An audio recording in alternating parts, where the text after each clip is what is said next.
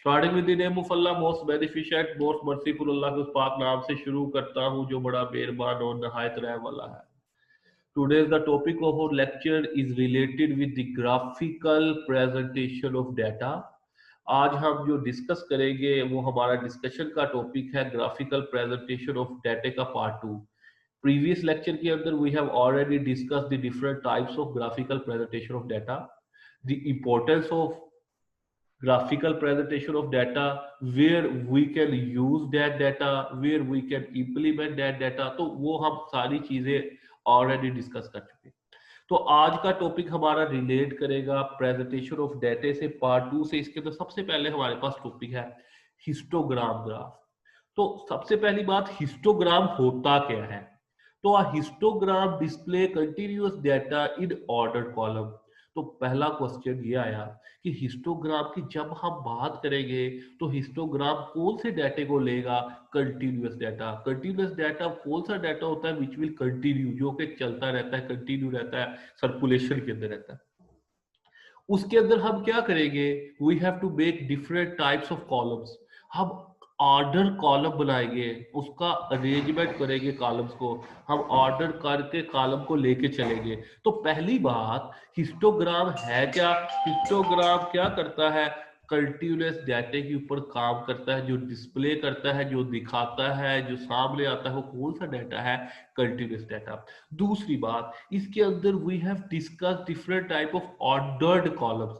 हम ordered columns को लेके चलेंगे ताकि हमें पता लगे कि ऑर्डर्ड किस तरह बनाया जाता है, उसकी अरेंजमेंट किस तरह की जाएगी। और when we talking about the continuous wares, तो कंटिन्यूअस वेयर्स जब हम जो कैटेगरी बनाएंगे उसके अंदर we have to use time, inches, temperature, यानी कि हम इस तरह की कोई भी चीज लेके उसके ऊपर we have to develop histogram graph हम बना सकते हैं, उसको इंप्लीमेंट कर सकते हैं, उसको चला सकते हैं, उसको देख सकते हैं। तो हिस्टोग्राम हुआ क्या?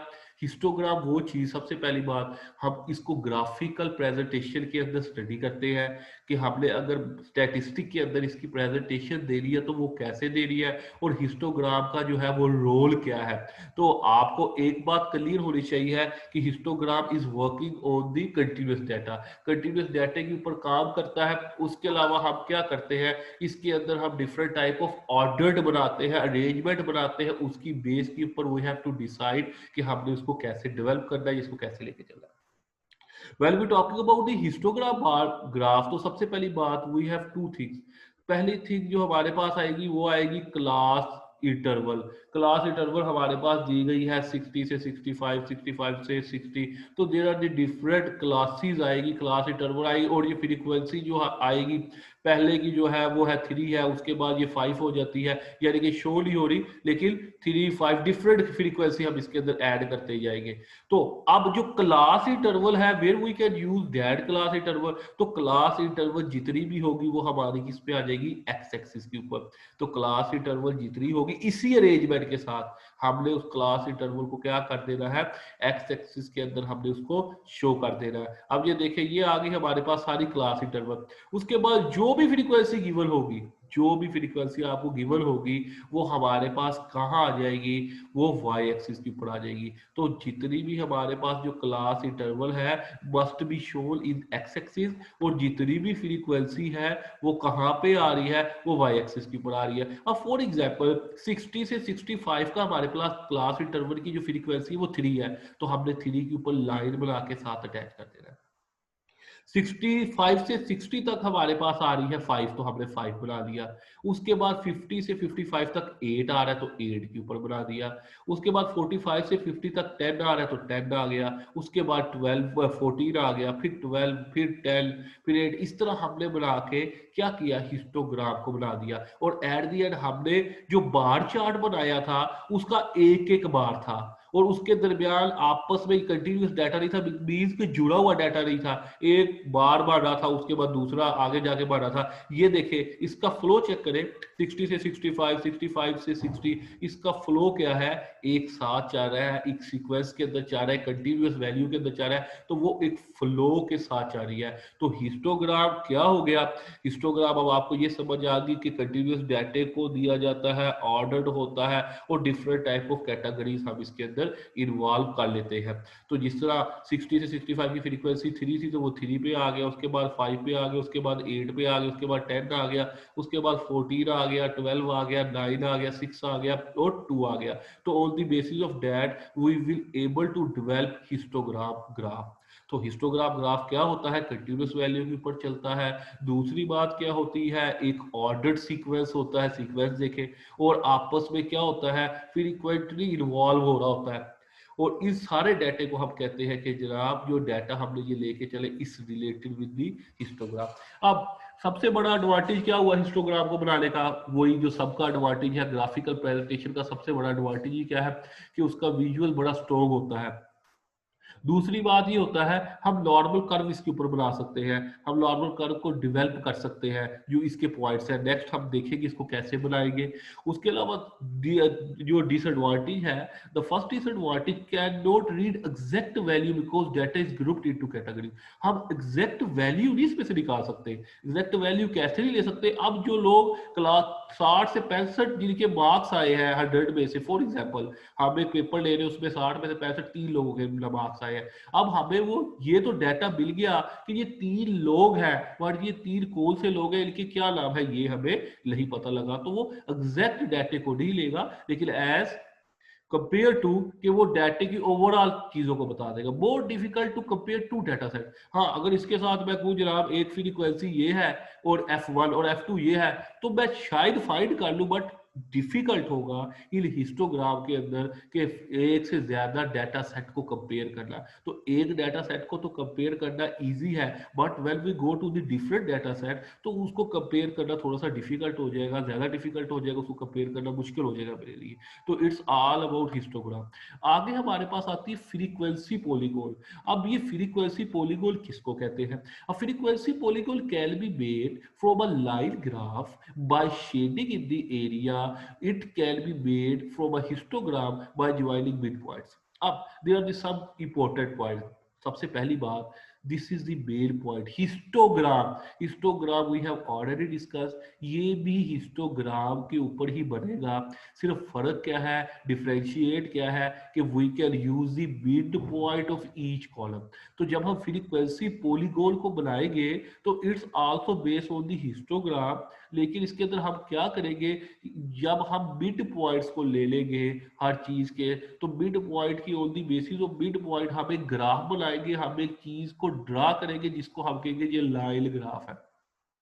तो लाइन ग्राफ को ड्रा करके मिड पॉइंट निकाल के उनको आपस में मैच कर देंगे तो we will able to make the frequency polygon. तो हम इस काबिल हो जाएंगे, फ्रीक्वेंसी पॉलीगॉन बनेंगे। तो इसका मतलब है it's also the other type of the histogram. कैसे, लेट्स सी द एग्जांपल। ये देखें, अब क्लास इंटरवल क्या दिया हुआ मुझे, 4 से 5 फ्रीक्वेंसी, 4 से 5 घंटे आप में से कितने स्टूडेंट पढ़ते हैं?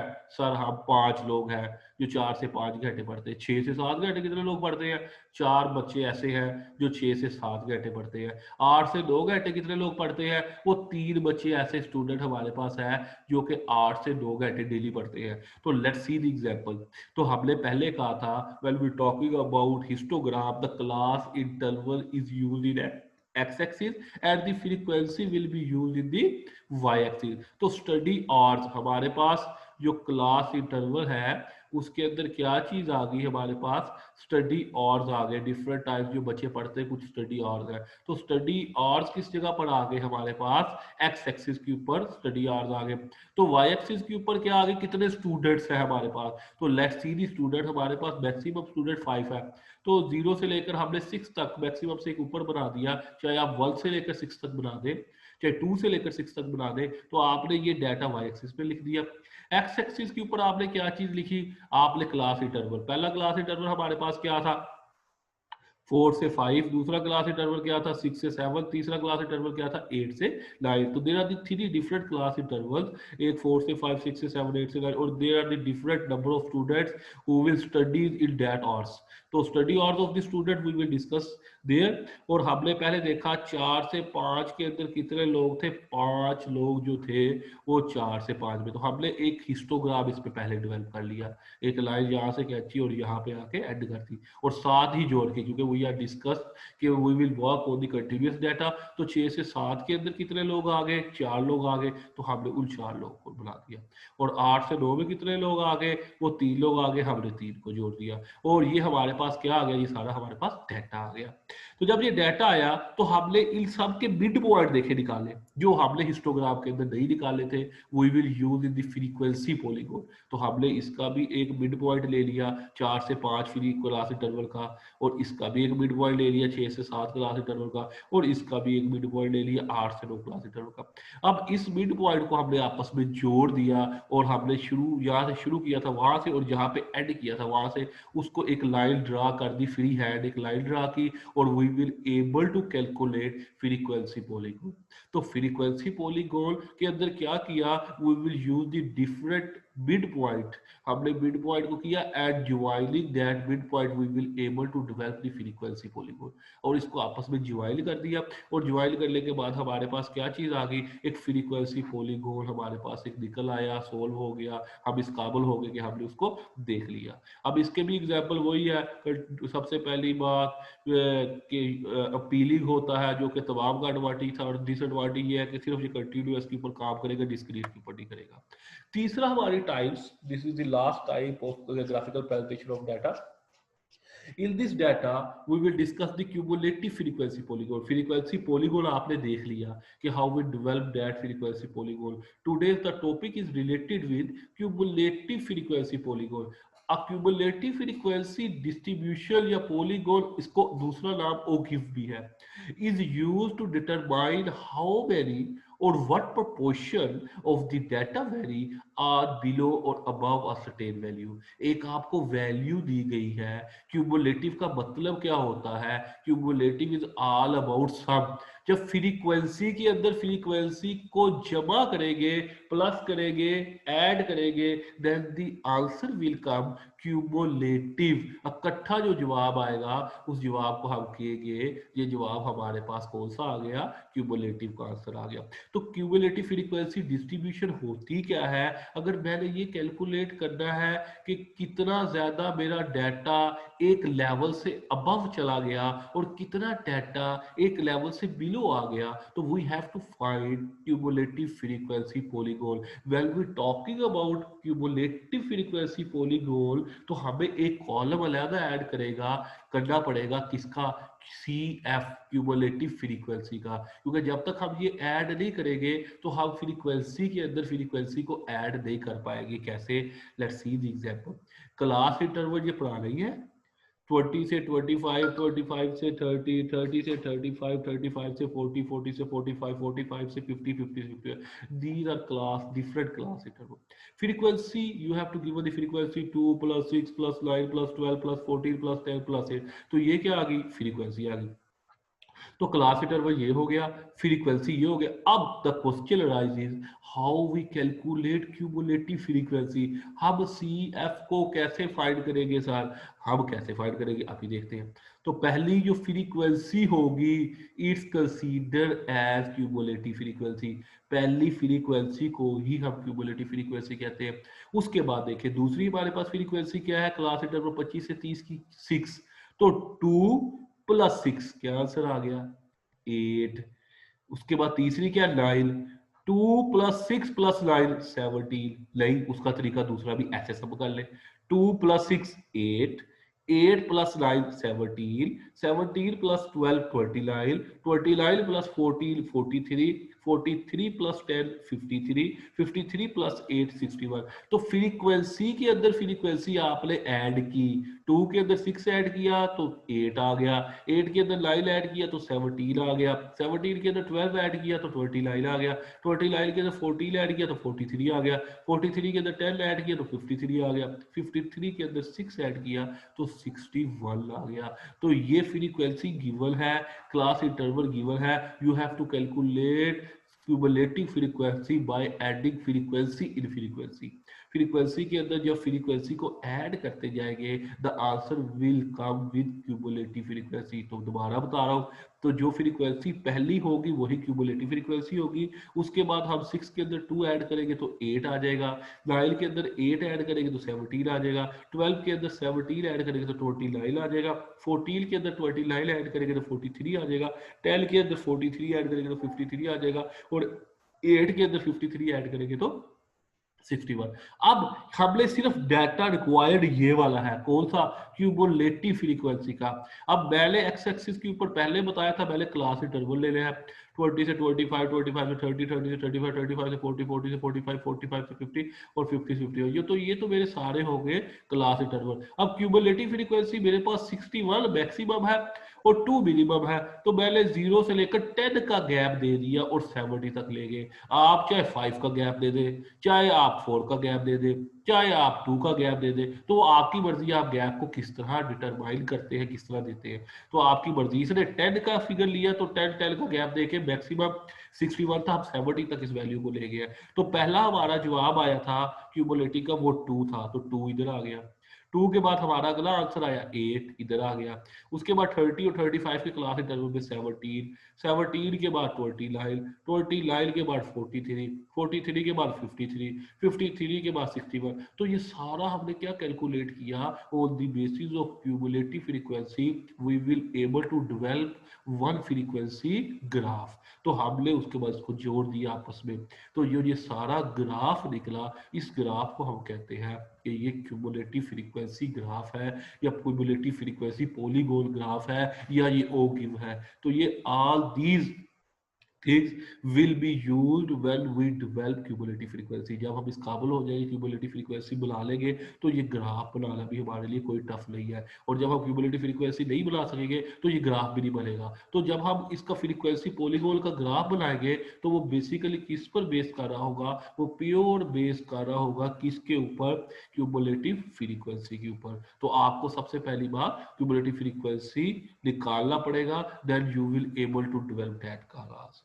और ये आज का टोटल, अगर मैं इस चैप्टर को कंक्लूजन के ऊपर लेके आऊं, कंक्लूड करूं, तो बेटा डायग्राम हमेशा अट्रैक्टिव होती है, वेल प्रोपोर्शनड होती है, नीट होती है, आपकी आईज को अट्रैक्ट करती है। तो जो चीज प्रेजेंट की जाए डायग्राम की शक्ल में वो बेटरमेंट की तरफ जाती है। नंबर 2, ग्राफिकल जो चीज होती है उसका विजुअल इंप्रेशन बड़ा अच्छा बनता है। उसको ड्रा तो एक दफा आप कर लेंगे, ड्रा करने के बाद जो इम्पैक्ट पड़ेगा आपके बोर्ड ऑफ डायरेक्टर्स पे, आपके मैनेजर्स पे, वो बहुत अच्छा पड़ेगा।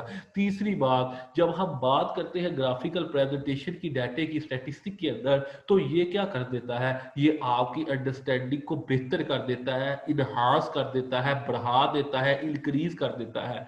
और चौथी बात, when we talking about the graphical presentation of data we will able to make different comparisons. तो हम दो कंपनीज के दरमियान, दो लोगों के दरमियान, दो अदारों के दरमियान, दो सेक्टर्स के दरमियान we will able to develop, क्या कर सकते हैं, हम कंपैरिजन कर सकते हैं।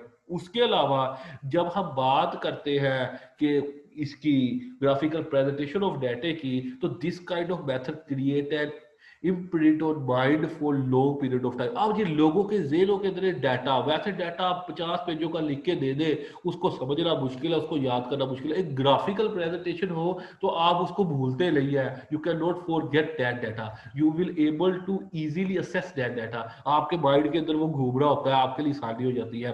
और उसके अलावा आप इस काबिल हो जाते हो कि इजीली उसको लेके चल सको, चाहे आप कोई भी चीज़ कैलकुलेट कर रहे हो, उसकी एक्यूरेसी बेहतर हो जाती है, उस डाटे की जो एक्यूरेट होना है वो बेटरमेंट की तरफ चला जाता है, वो इजीली असेसेबल होता है। It's all about today's lecture, or now we will able to finish the chapter number 2 related with the graphical presentation of data.